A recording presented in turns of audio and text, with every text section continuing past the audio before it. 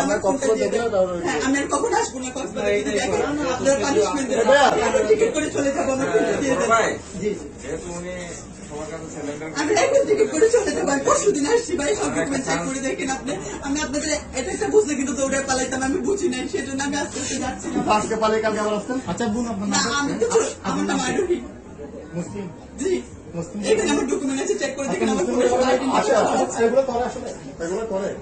এগুলো পরিস্থিতি শিকার মানুষ। আমি তো শিকার করি, আমি এগুলো সব করে লিখতে চাইছি,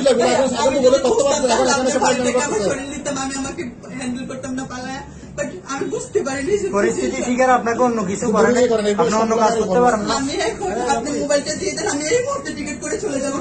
যদি কখন আপনারা দেখেন আমাকে, আপনারা আমাকে পানিশমেন্ট দিয়েন।